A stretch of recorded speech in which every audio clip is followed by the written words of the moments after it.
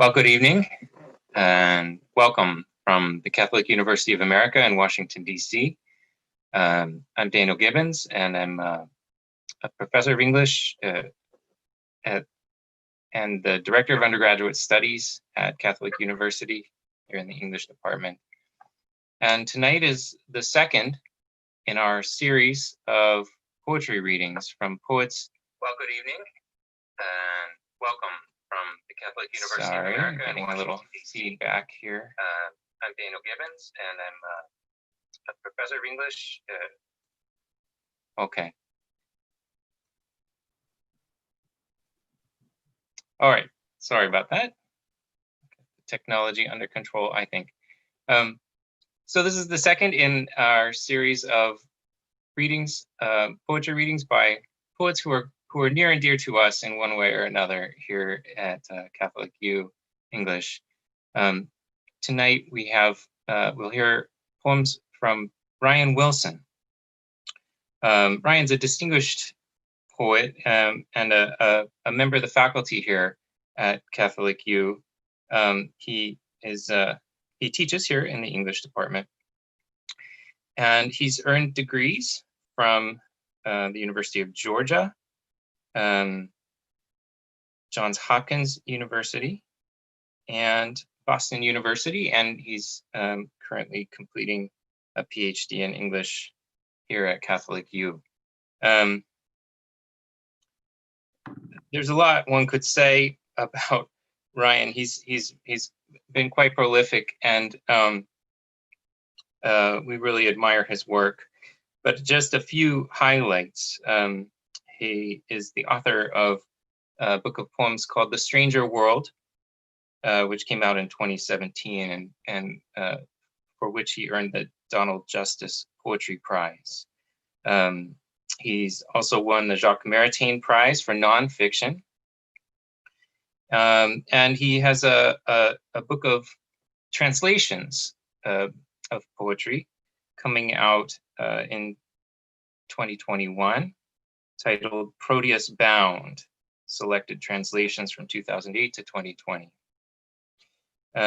He's also currently co-editing an anthology of contemporary Catholic poetry. Also looks like probably going to come out in 2021, so that's going to be a banner year. We have a lot to look forward to from Ryan. I might also mention that Ryan's an administrator and the chief financial officer of the Association of Literary Scholars, Writers, and Critics. If you don't know that organization, look them up. They're a really great organization, and Brian is the editor-in-chief of Literary Matters, an online journal produced by the Yale SCW. So tonight, Ryan's going to read to us, or rather say to us, or cite for us, a series of poems, some his original compositions and some translations. And then after that, Ryan and I will have a brief conversation. And tonight, because we don't have a live audience tonight, it will just be the conversation between Ryan and me. And I should say also, before we get started, we have one more reading in this series. It's coming up on Wednesday, November the 18th at 8 p.m. And that will be Andrew Callis. And that reading, for those who are in Washington, D.C., or on campus anyway, that reading will be in person for Catholic University students and faculty. And we'll also simultaneously broadcast it like this one for the public on the English department's YouTube channel. So now I welcome Brian Wilson, and I look forward to speaking with you a little at the end of your recitation. Thank you, Ryan. Thank you, Dan. Good evening, everyone. I'll start with a poem entitled Hjarrat. Hjarrat is the name of Hrothgar's mead hall in Beowulf. Of course, most people read Beowulf in high school and have fond memories of Grendel and Grendel's mother and an arm being ripped off. So we're going to start in that sort of realm. The poem is entitled Hjarrat. And I should say that the form of the poem is the alliterative hemistich, which is the meter of Old English poetry, such as Beowulf. So this poem was written almost exactly 4 years ago, entitled Hjarrat. It is creeping across the withered back country, where grim fogs graze hills and gray mists haunt the hollows that hug our forsaken highways. It lurches through thickets, downs leaves, downs limbs. It strips the bronze stalks of the harvest. It steals the firstling of the flock to gladden its feeding. In a ditch by our fence, they found Doc's daughter. The balefires burn. Others are butchered. Groped by our grief, in the grizzled air we have shrieked lamentations, longing for a law to punish the predator and make firm a peace. All the high councils have condemned the creature, and still it stands, astride the county, cruel as winter, the cold's own kinsman. The nightly news repeats its nothing. Our Facebook friends cry wolf, unfollow us. It shakes its iron shackles in the shadows. It rattles its wrench over our roof gables. In the darkness outside our doors, it dances and will not wander from the farms it is wasted. The monstrous changeling, unchosen, our child.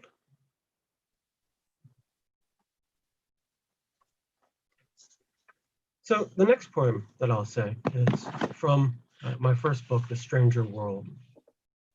And it is entitled Xenia.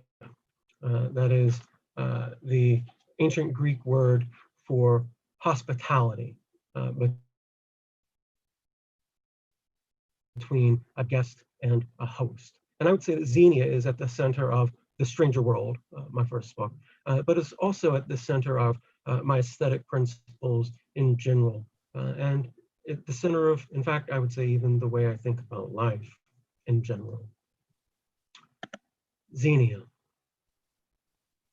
One day, a silent man arrives at your door in an outdated suit, threadbare and black, like a lost mourner or a Bible salesman who's been robbed. Penniless, he needs a place to stay.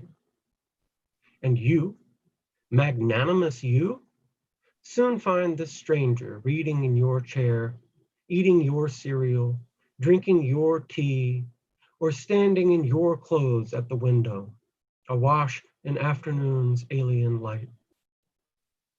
You tire of his constant company. Your floorboards creak with their shuffling footfalls, haunting dark rooms deep in the night.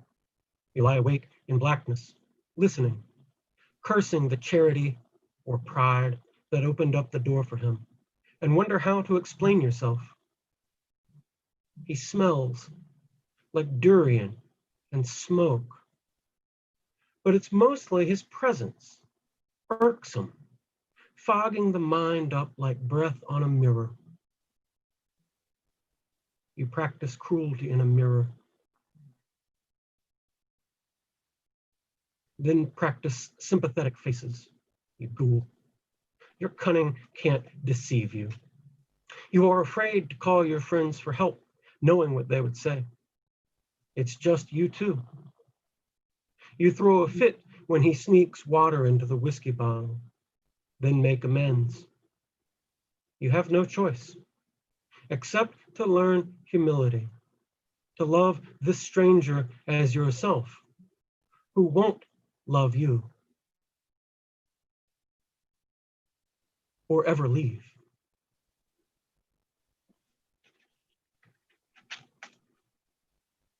The next poem that I'll say is also from the Stranger World and was reprinted in Best American Poetry 2018.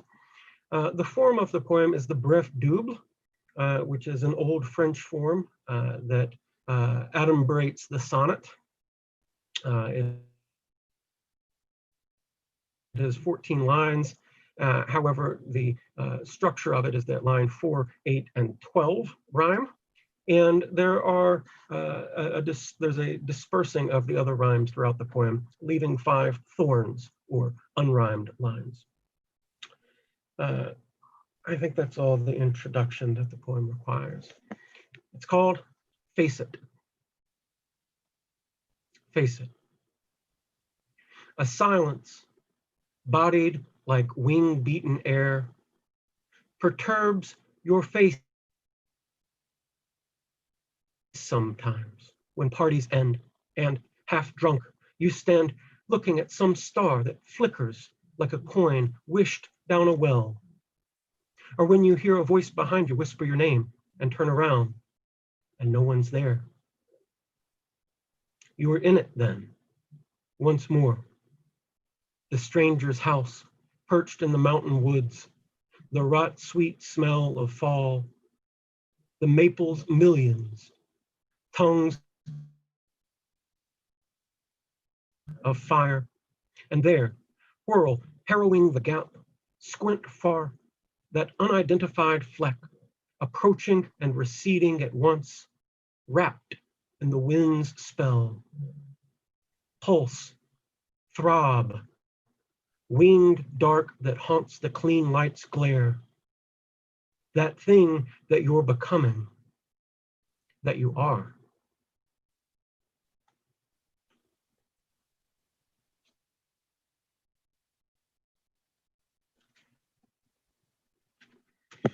So those first 3 poems are, what might we say, perhaps intense. They are not terribly happy poems. This next poem is a bit gentler and it's entitled very creatively, because I am a creative genius. It is called For a Dog, and it was written for a dog.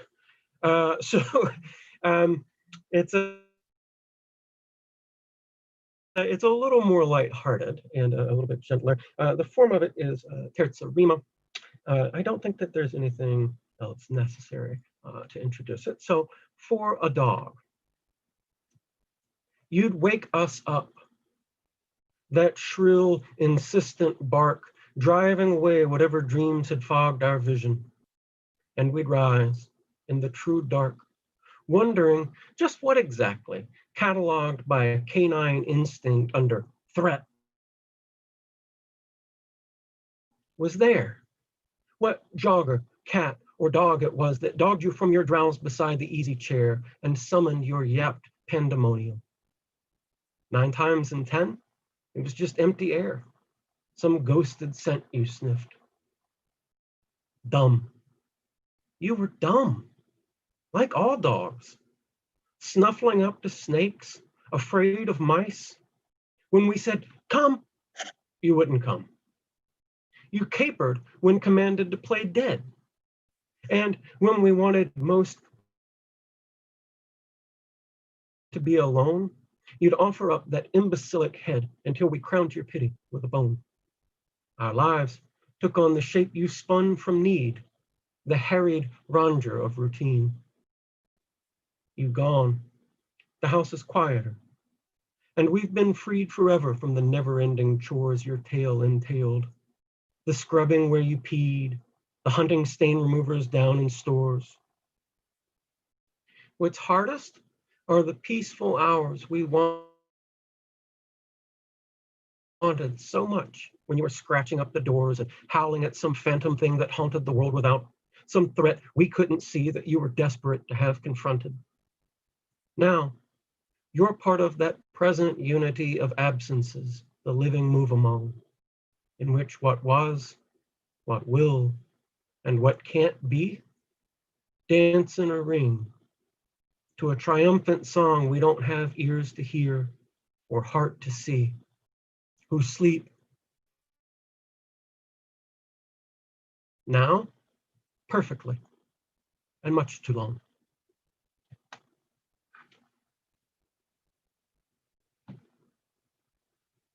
So I'll turn now to some translations from the book that Dan mentioned, Proteus Bound, Selected Translations 2008 to 2020, which will be out next year with Franciscan University Press. I'll open with a very, very old poem from the Greek poet Archilochus. Archilochus writes this poem about a solar eclipse that took place on April 6th, 648 BC. I'm not terrific at math, but I'm pretty sure that was quite a long time ago. So a very old poem, and one that I had admired for many years, and finally got around to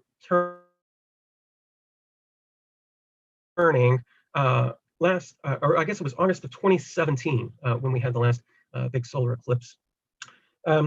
So it's a pretty straightforward poem, I suppose, quite literally about an eclipse, though scholars tend to think that there is some political import to the poem as well. So this is Archilochus' Eclipse. Nothing's unthinkable. Nothing forbidden. There are no wonders now, since God decrees midday a darkness, and the sun's lamps hidden while it still burns. Terrified, the people mourn. From now on, every human hope will die unrealized. No one will wonder, should dolphins and deer swap homes, and someone spy deer breasting waves, happier in the loud seas than in the mainland homes where they were born, while dolphins frolic in the mountain wood.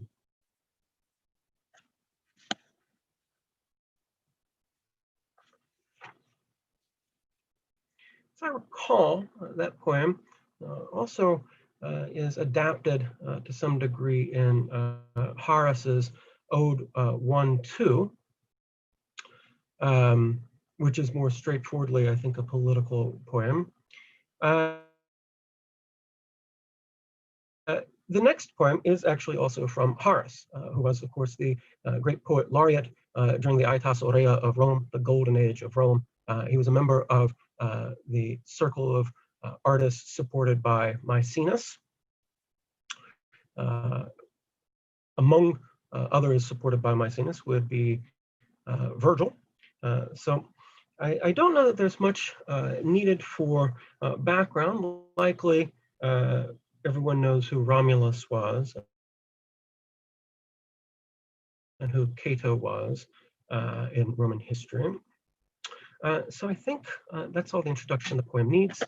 So this is Horace's Ode 2:15, one of the lesser known odes, but one that I admire quite a bit. Horace Ode 2:15. Soon now, these princely palaces will spare but little room for plowland, and you'll find artificial fish ponds everywhere, wider than lakes. And the plane tree, unvined, will conquer the old elms, violets then, and myrtles, and the nostrils' treasured scents, throughout the olive grove that former men had harvested, will waft their decadence.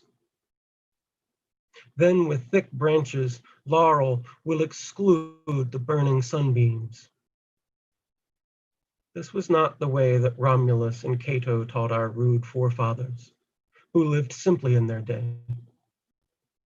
the private wealth they kept was minuscule, the public wealth enormous. Portico columns weren't measured with a 10-foot rule that citizens might glimpse the Great Bear's glow at home, nor did the law let them decline huts roofed with humble earth, but gave the nod to cities built at public cost, a shrine made beautiful with marble for each god.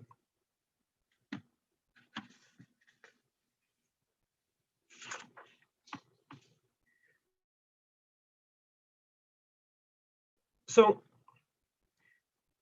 I would count Horace as one of the three most important poets to me, what I call my masters. Horace is one, and the next poet is another, Charles Baudelaire, the great 19th century French poet. I don't think there's much room to debate about his being the greatest French poet of the 19th century. My late friend Franz Wright would say that he was the greatest modern poet in any language. I think that's a plausible statement as well. So this is from Baudelaire's masterpiece, Le Fleur de Mal, The Flowers of Evil. And it's a poem from earlier in that collection called The Enemy.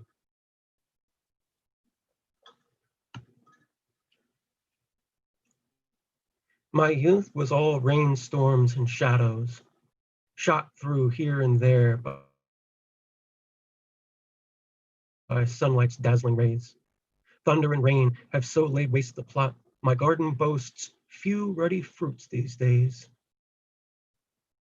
Now, I have come to the autumn of the mind, and must employ the rake and spade to save the ruined muck those rains have left behind, where water digs troughs deep as any grave. Who knows if the new flowers dreams impart will find in this soil, washed like the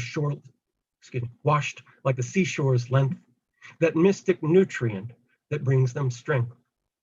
Oh, sorrow, sorrow, time devours our lives, and the secret enemy who gnaws our heart grows stronger on the blood we lose and thrives.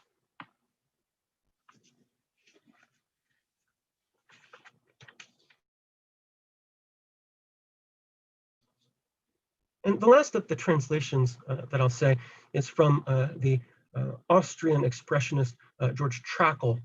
Trakl was something of a wunderkind. He died at 27 in 1914, but made in his short life a lasting contribution to German language poetry, almost in a way like Keats in English. So this is an early poem from Trakl called The Ravens. Over the earth's dark corners, swiftly go the ravens at midday, their shrieking shrill. Their shadows sweep across a grazing doe, and sometimes they're seen glumly sitting still. Oh, how they trouble the brown quietudes of a field wrapped in its own private trance. A woman seized by grave foreboding moods. And sometimes one can hear their raucous rants around a carcass sniffed out in some glade. And northward, suddenly, they set their flight, and like a funeral procession fade away on winds that quiver with delight.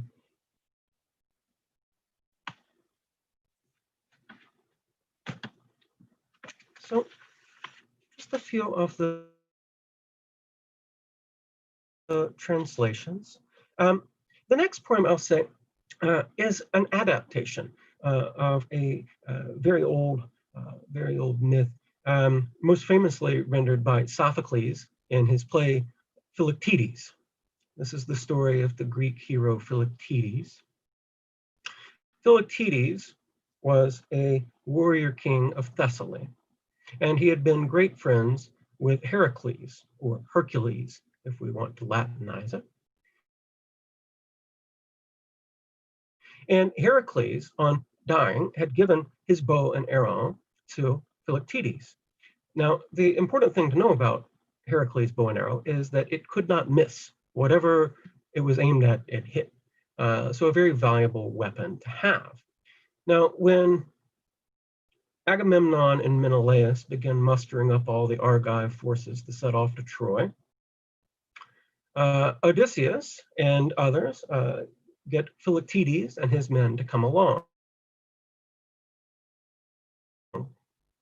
Philoctetes, however, was suffering from a horrible suppurating wound on his foot, and the smell from this wound was terrible. It was so bad, in fact, that Odysseus, that man of many wiles, came up with a scheme to trick Philoctetes and to get him off the boat because his foot smelled so bad. So on the Isle of Lemnos, then abandoned, Odysseus says,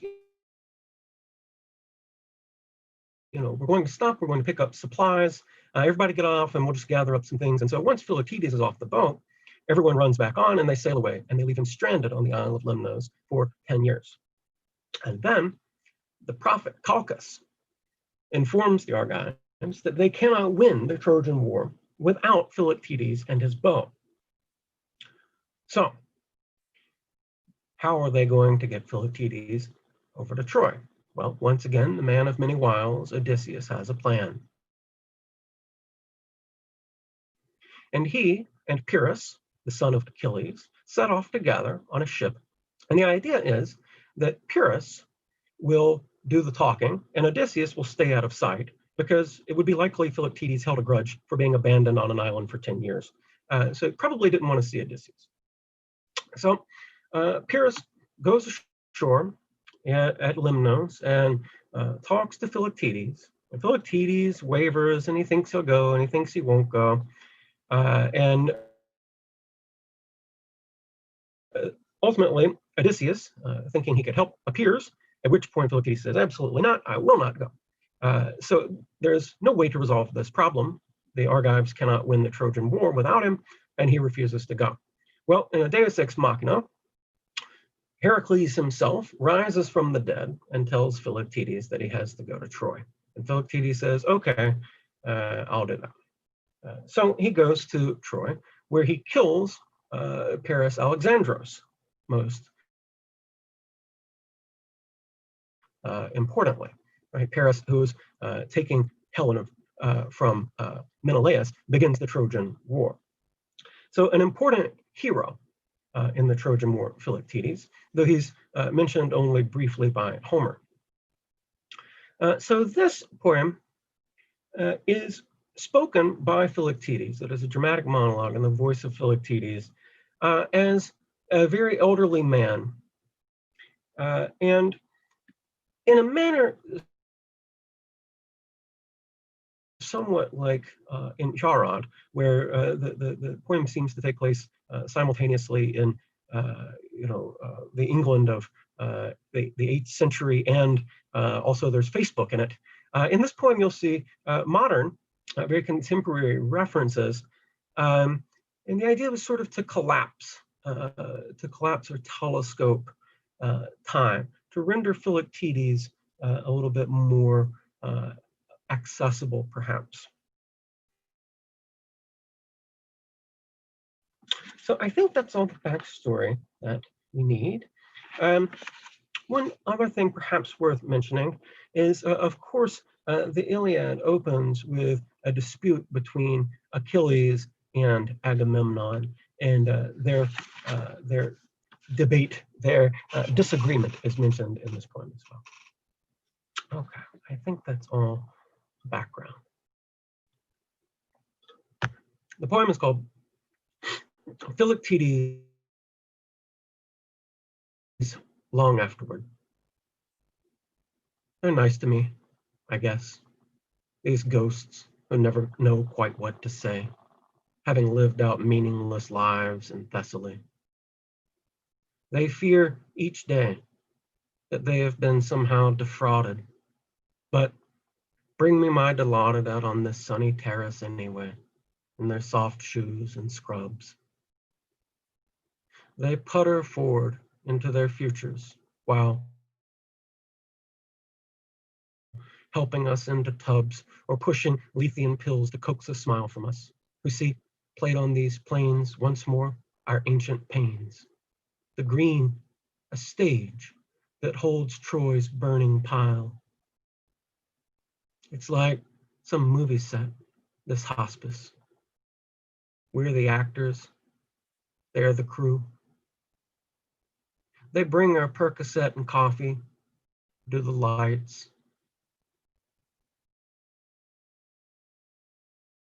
What do? We act like we are still the men we were, and that time when our lives still mattered. Could be worse. It's true, time's poison ravages the body. But what could they be? What are gout and diabetes to one who knows what he is, what he was? What can they be to Philoctetes? I am the man who slaughtered Paris for his crime. Here, on a terrace in a wheelchair, dribbling milk from soggy Wheaties, browbeaten by these ghosts who've never lived. Here's the survivor's fate. And always with the ghosts. My own dead friend came to equivocate for Pyrrhus and Odysseus, and he made such a fuss that I slouched off to fight for men I hate. For what?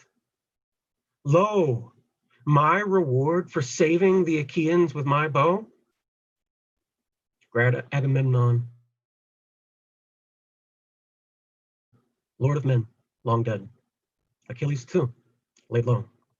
And no one cares what they debated or how manipulated I left where Lemnos sleepy breezes blow as soft as mother peace upon the fevered brow of her sick child, who's sick with the disease of life.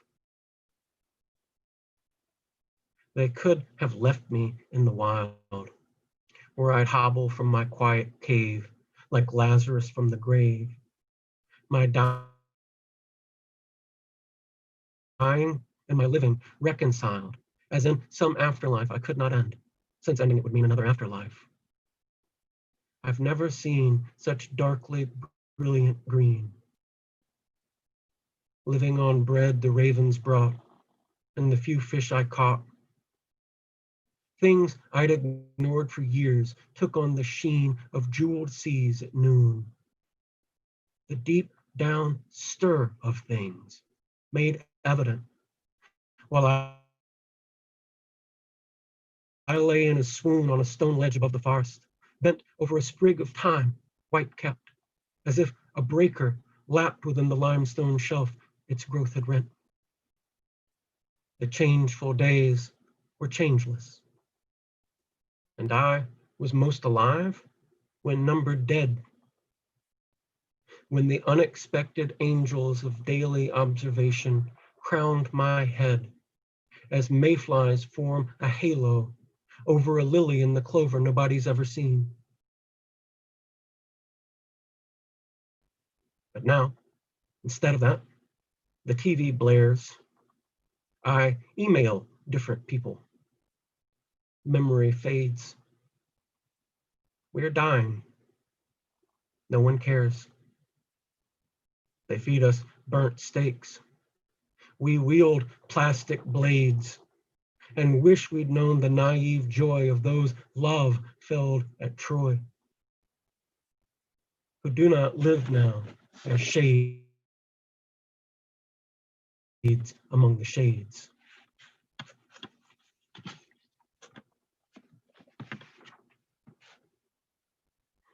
The conclusion of that poem, I might note, is derived from Sappho's fragment 55a. One of the things I like about translating poems is stealing from them quite liberally. It is it's a thing that I think all writers do. You steal from writers that you admire greatly. And of course, translating poems is sort of like opening up a vault of things that you can steal and make your own if you are capable and are lucky enough. So the next poem I'll say is set in Venice at the Piazza San Marco, of course, in front of the great St. Mark's Cathedral there. That particular square, or piazza, was called by Napoleon Europe's drawing room. Europe's drawing room. Everyone, it seems, especially from the 13th, 14th, 15th, 16th, 17th, 18th, 19th century, it seems like just about everybody ended up in Venice at some time or another. So I don't know that this poem needs other background. I will say, of course, that at the cathedral there of St. Mark, St. Mark's bones are relics, holy relics that are present there. And when I was in Venice, both times I've been in Venice and have gone in the cathedral, I've seen people taking selfies with these holy relics right in front of a sign that says no cameras. Go figure. All right. Oh, and in Venice, it is actually illegal to feed a pigeon. That is a fact that comes up in this poem, but is absolutely true. Okay. So this poem is called Disobedience. Disobedience. Here at the labyrinth's heart, I find the air is scintillant, just like the postcards show. A dream of light and strict geometries. Where the lagoons receded from the square, gray stones are dazzled with a blinding glow, and crowds wait, wincing in the shimmers freeze like marble, waiting for some word or spell to conjure limbs to life from lifeless stasis. Or nomads, stunned to find a sudden well amid the endless sands, or an oasis. I feel it. Nightly angst, ennui and gloom refine the human need for some perfection, some otherwhere, outside routine's dark delves. And here we are, in Europe's drawing room, Napoleon's choicest spot. Sun glares reflection in cafe windows. We can't see ourselves at all, which is, I guess, why we worked out ways to scrounge up the cash, made plans, and took the flights. We've dreamed, the us we've dreamed about awaits us here. But no, not here. See, look, Campanile cracked. Venetians flee en masse. The ones stuck here hawk trinkets. For a coin, tourists go chattering by St. Mark's bones, and maybe stop a second as they pass, thinking of their rivals back home in Des Moines, to snap some well-posed selfies with their phones. Outside, a blizzard of chivalric white, the seagulls swarm, whirling in clean white air, and then descend like jagged shards of light to peck to death a pigeon in the square, removing flesh until, pink as a tongue, the innards show. The passers-by ignore the bird, the wound. But there's a girl with bread, one not too busy being rich or young, crouched and square, small, casting morsels for the living ones. A saint, I almost said. It is illegal here to feed a pigeon. Yet she does, quietly sure that the law, which holds the bottom lines, the true religion, shall not expunge this world's dark winged flaw.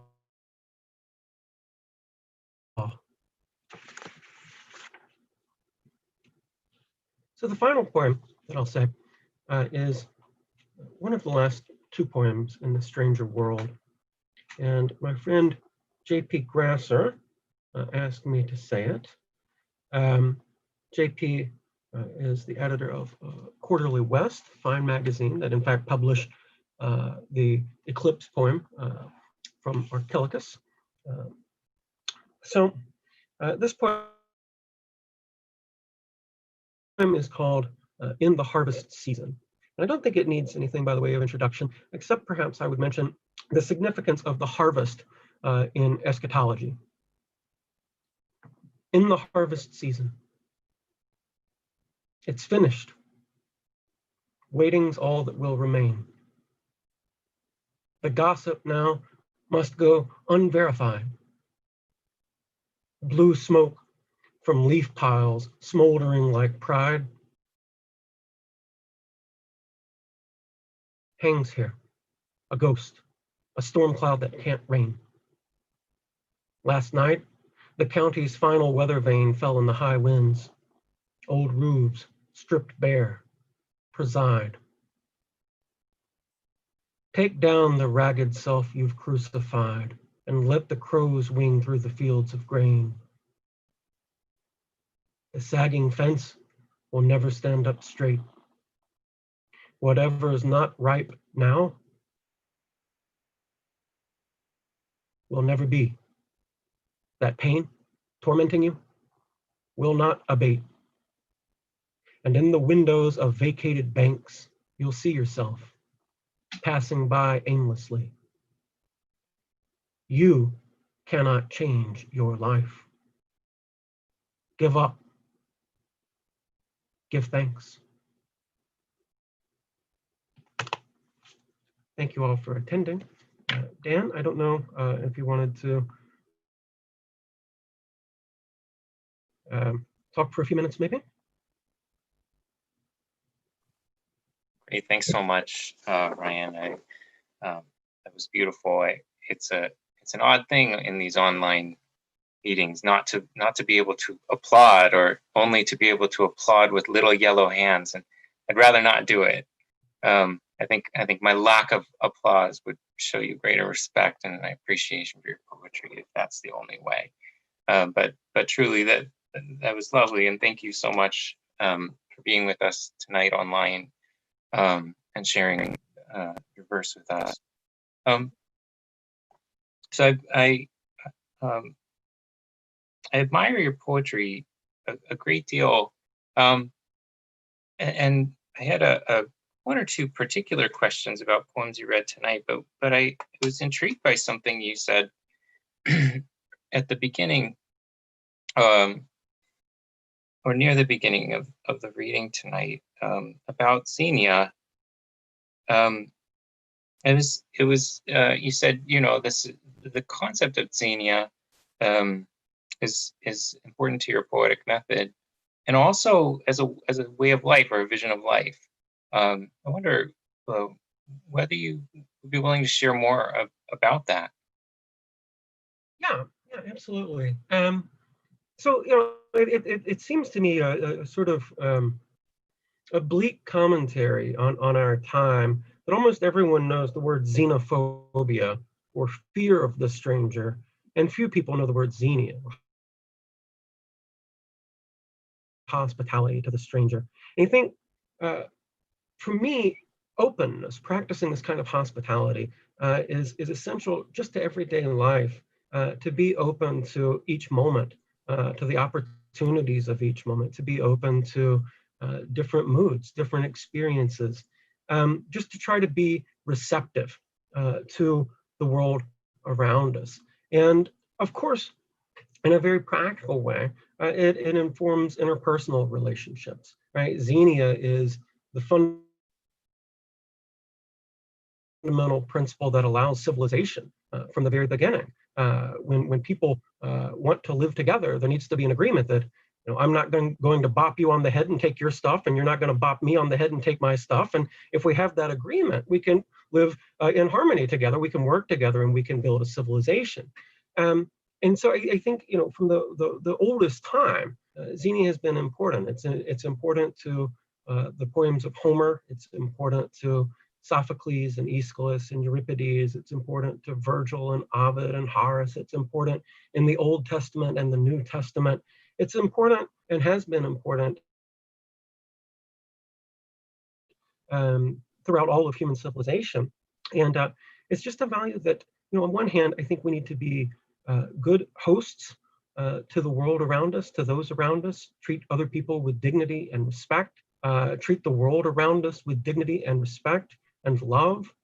And we also should recall that while we are, in a sense, hosts, right, we are also, on a deeper level, we are the guests. The earth will abide.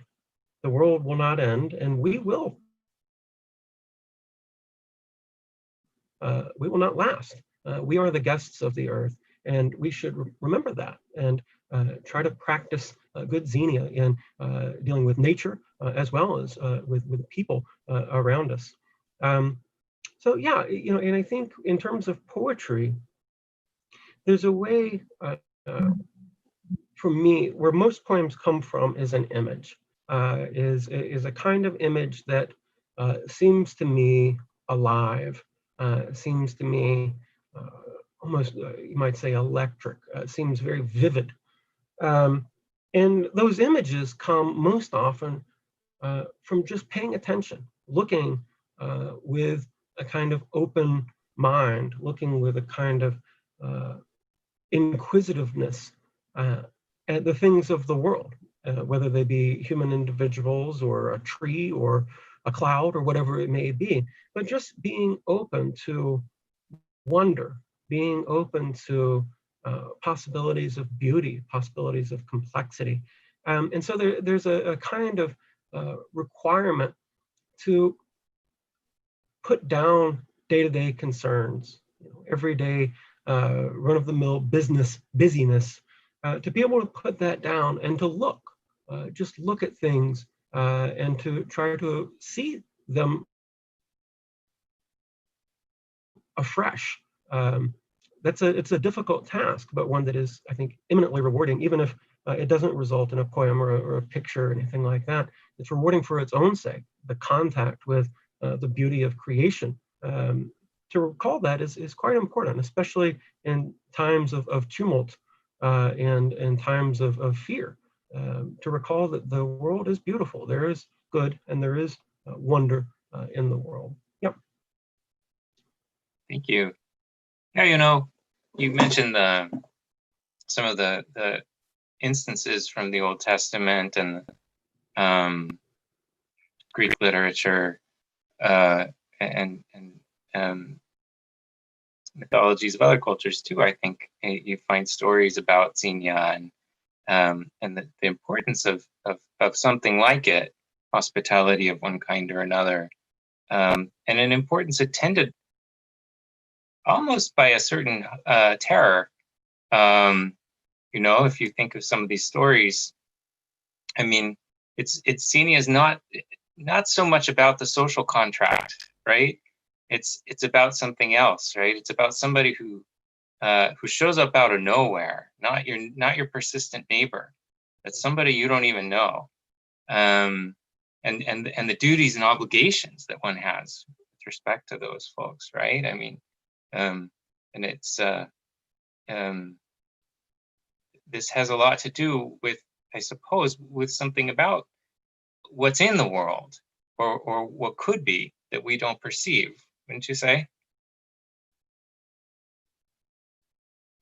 Yeah, absolutely. The Lutheran theologian Rudolf Otto talks about what he calls the mysterium tremens, right? The sort of shaking of awe, of wonder, that there is something terrific about it, right? And of course, we see, if we take, Zeus and Mercury and Ovid when they show up as itinerant wanderers, right? That there is a deity present. And of course, when the angels of the Lord show up, at Lot's house, there is a deity there. There is something that is terrifying, that is terrific. There is an awe, an awfulness, and awesomeness. There is that power, and I think that power is at work in the world. And that's what I meant to some degree, when I was mentioning wonder, being open to wonder, being open to splendor. That whatever our theological principles, I think it's impossible to deny that this earth is a miracle. As the Tennessee comedian Nate Bargatze quips, have you seen the other planets? They're nowhere. We're looking for any life anywhere in the universe. And here we have this superabundance of life, this incredible procreant urge and urge and urge, as Whitman says, that is always bringing forth new life. And the odds of that are quite literally astronomical. So I think whatever one's sort of theological convictions, I think it's impossible, just even from a point of view of statistics, to look at this world and not be awestruck, to not see this world as a miracle, that life itself is this incredible miracle that exists nowhere else. As far as we know so far, we're it. And that is certainly awe-inspiring.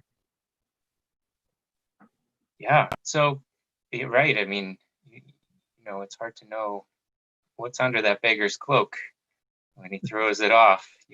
You might be really glad you shared your stew, but that might be more about in the harvest time.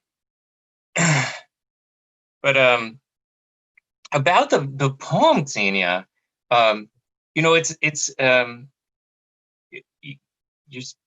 you're speaking now very beautifully about wonder and the kind of beauty of creation. But of course, that poem, it doesn't immediately speak to that, right? The hospitality that's required must be learned, in fact, in a way. It seems like quite a burden in that poem. And of course, it's very easy to be open to, or it's easier, I would say, to be open to things that are pleasant, to realities that are pleasant, than it is to be open to what is less pleasant. But I think ultimately, for me, in terms of just thinking about poetry, there's a need to be open to all aspects of experience, pleasant or not. In the upcoming issue of Literary Matters, which should be out on Halloween, my friend, the wonderful poet John Barger, has an essay, very fine essay, on what he calls cold art. Cold art. And I would say the Xenia here, the poem, is quite a cold poem. It is not a warm, fuzzy poem. It's a poem that is designed to bring up that this principle needs to be in place, whether it's convenient or not. This is a fundamental principle that is significant to ontology, to how we are in the world, to being in the world. And we need to be open. We need to be open in a way that we're often afraid to be. We're often afraid to feel grief or sorrow or fear. But these are deeply human emotions. And to try to block them off, to sort of repress them, only gives them more power over us. We need to be open to experiencing life and its joy, and in its boredom, and its horror, and in its glory. And these things will all come and go in all of our lives, and we should learn how to welcome them. As T.S. Eliot says in his play, The Cocktail Party, what does he say? It's the host, you must learn to welcome every stranger. You must learn to welcome every stranger. And I think that's accurate. And it's a difficult thing to learn. It's a thing that requires humility, requires acknowledging that we don't always have control over everything in our lives, which can be hard to do, but is an important thing to, I think, be able to remember. Yeah.